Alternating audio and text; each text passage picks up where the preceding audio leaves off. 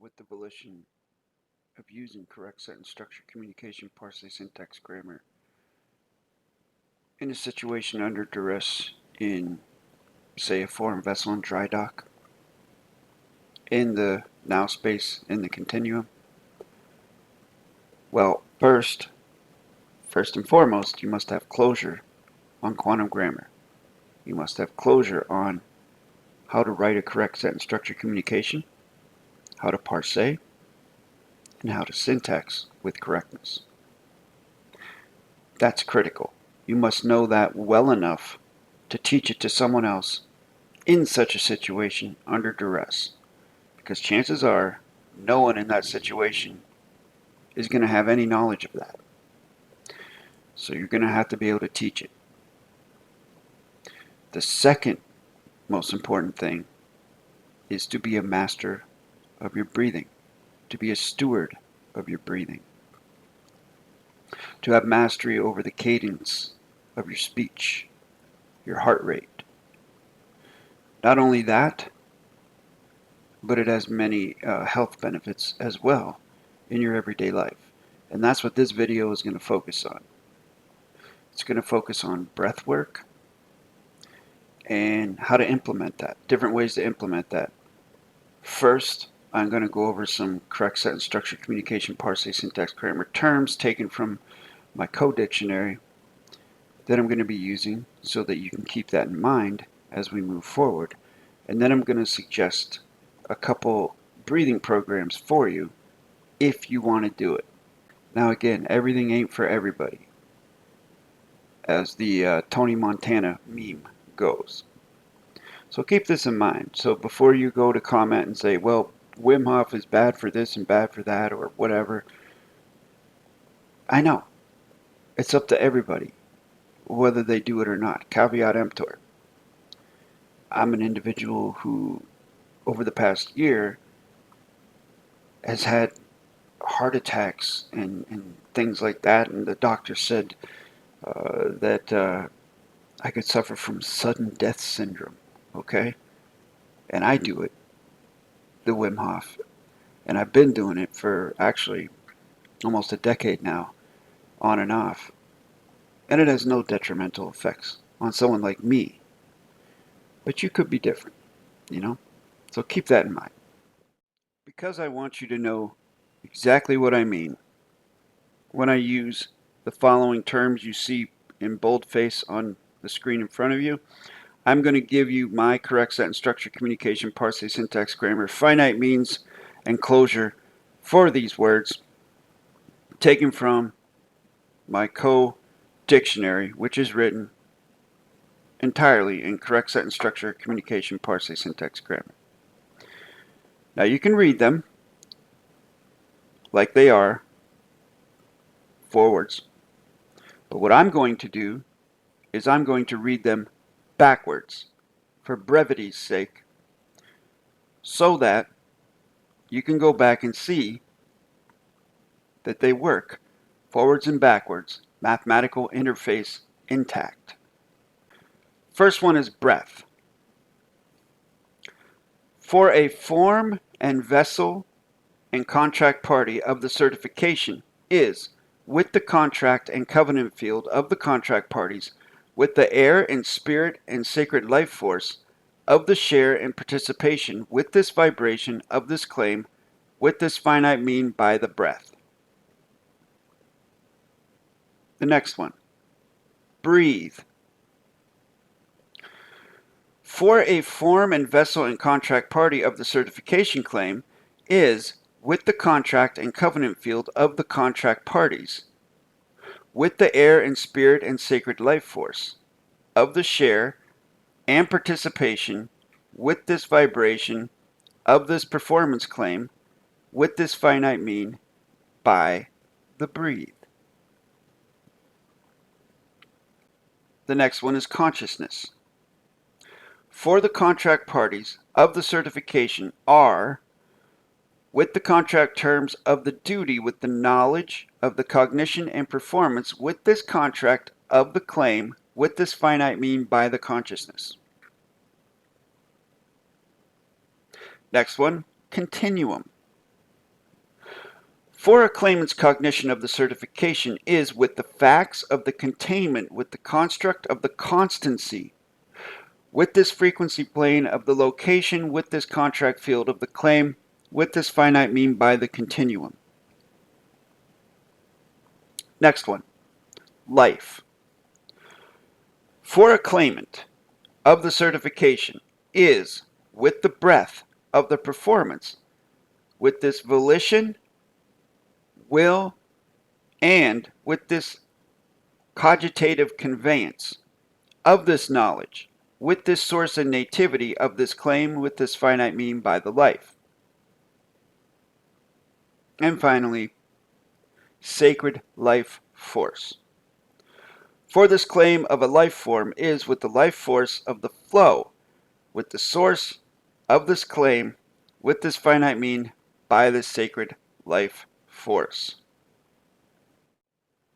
The reason I read them backwards and would read them forwards is to give you a little bit of a challenge, because spoon feeding people is not very helpful in aiding their learning process as far as this grammar goes, which I've found out over the last 9+ years of teaching this. So enjoy the cultivation of your knowledge. Now that we've laid some groundwork for what I'm about to talk about, I'm going to give you some reasons as to why mastering your breathing would be critical for success in correct sentence structure, communication, parse, syntax, grammar, and also why it's critical to living your everyday life and reducing anxiety and stress and fear and these types of sort of intangible concepts. So think about this, okay? You are a master of your diet, let's say, theoretically. You learn about what healthy foods are, intake of certain minerals, or, you know, even go so far as to like supplements and things like that, and peptides and all these things. And they help with your physical body, right? You can become healthier, feel better, so on and so forth. But you can go without food. You can go 30 days without food and just drink water. You can go 2 or 3 days without water and be okay. You can fast from these things, and your body might actually get stronger if you do it correctly. To show you the importance of breathing, try to fast from breathing once. Try to go a few minutes without breathing. Can you do it? I don't think you can. That's how important breath is. If you stop breathing, if something happens, if someone does that, covers your nose and your mouth, and breath is no longer able to circulate, what happens? What do you lose?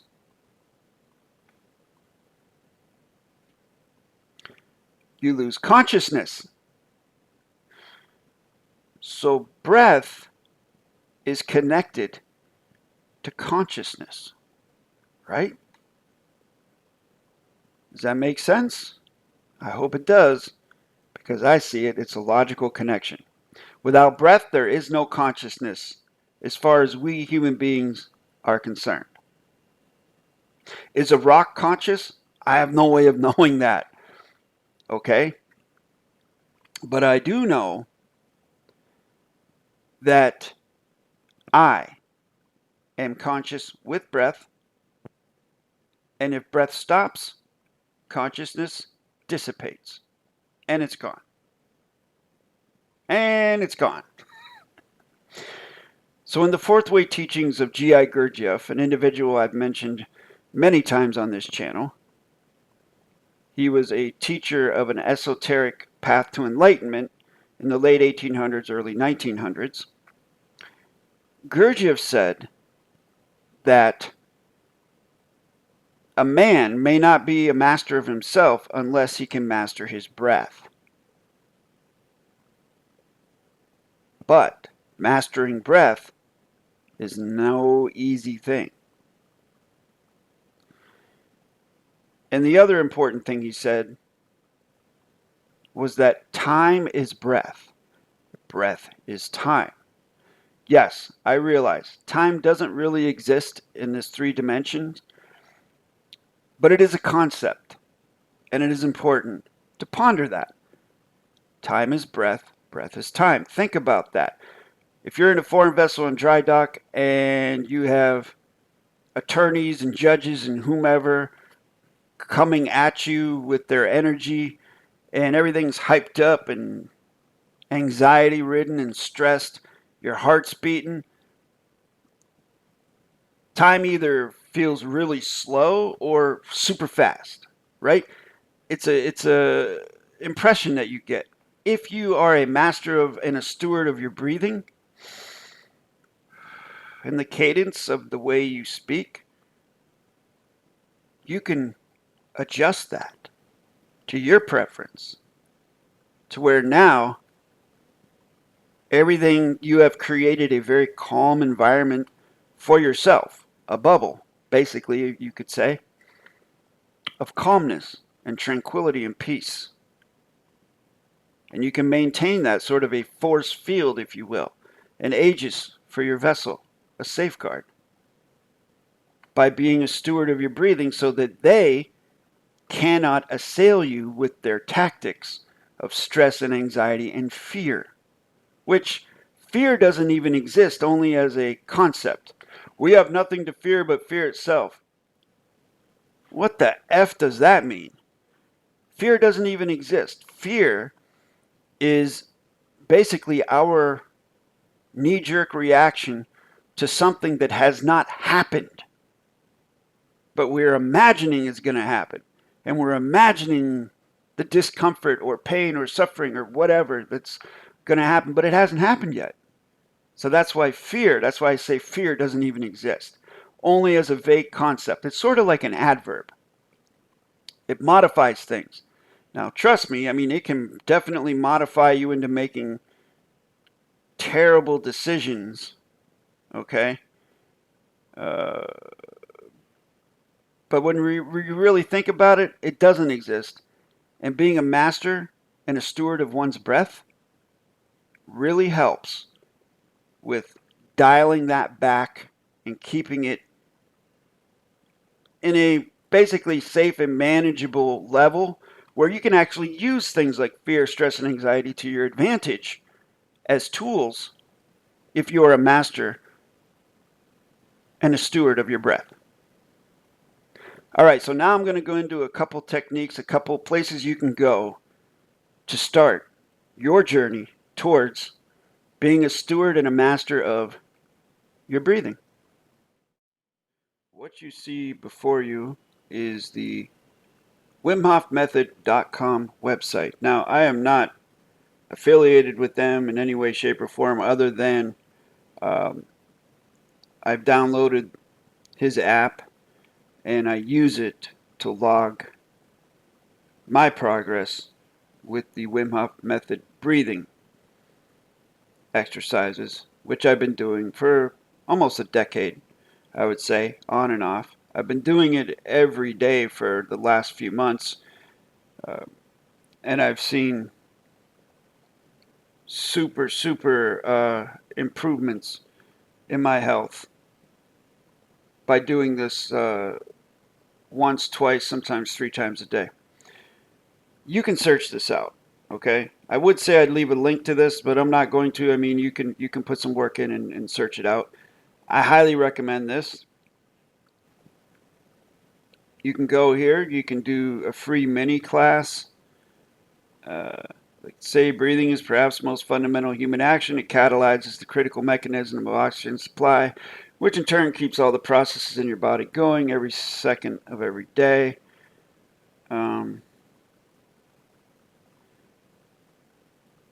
So yeah, you can do a breathing session. Now, folks, you don't have to pay for any of this. You can go on YouTube and find lots of videos with examples of this particular breathing exercise, which we call breath retention, I believe it's called, where you do like anywhere from 25 to 40 or however many breaths you want, very deep breaths in through the nose, out through the mouth. Actually, it doesn't matter overall if you can't go in through the nose and out through the mouth. That's just what I prefer to do. I feel it works better in a circular motion. I imagine in my head that when I'm breathing in, it's like the ocean water coming up on the shore.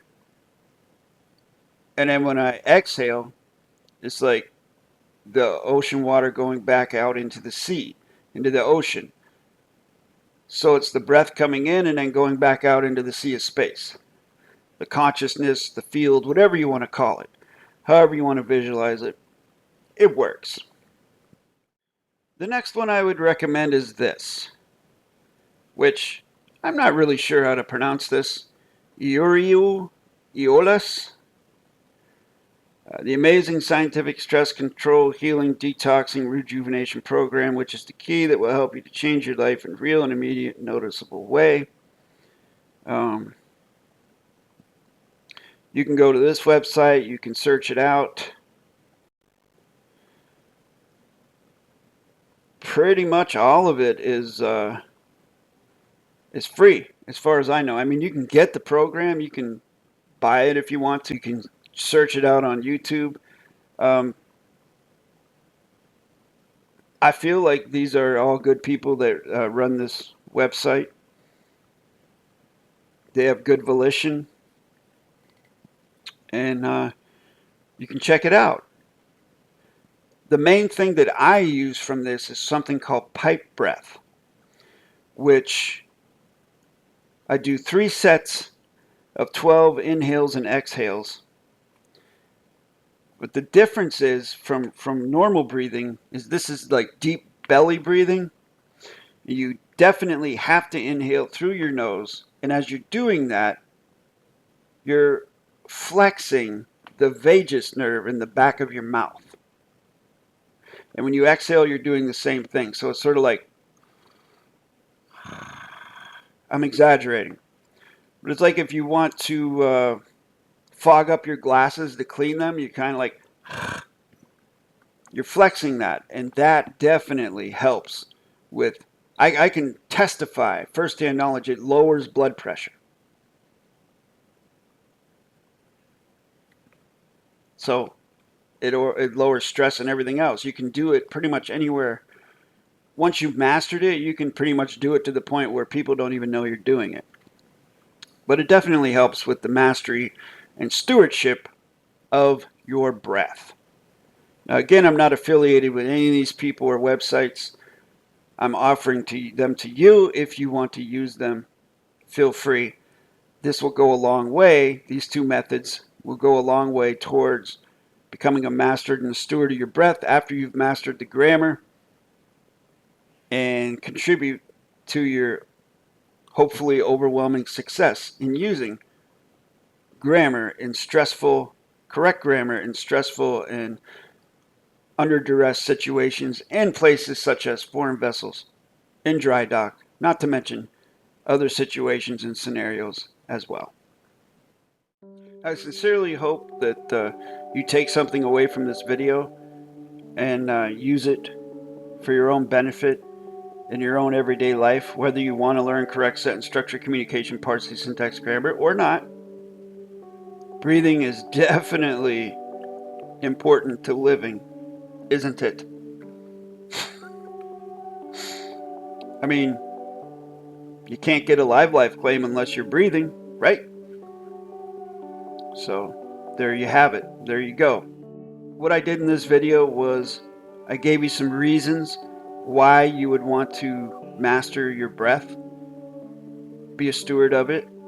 I gave you some terms to go over, to study and look at using correct sentence structure. And I gave you a couple places to go to help master your breath, some that will give you exercises, and it's all free. I mean, you can pay for it again, but no, it's free online. And also, I mentioned The Fourth Way by Gurdjieff, which was indispensable to my own development. Now, The Fourth Way, I've been interested in that since about 2006. Been studying that. The Uriolis program since about 2013, and then Wim Hof since probably 2017. So I'm giving you this stuff from firsthand knowledge. It's up to you how you take it, how you want to use it, if you want to use it, if you have value in it or not. I appreciate you watching. Thank you very much. Caveat emptor and que sera, sera.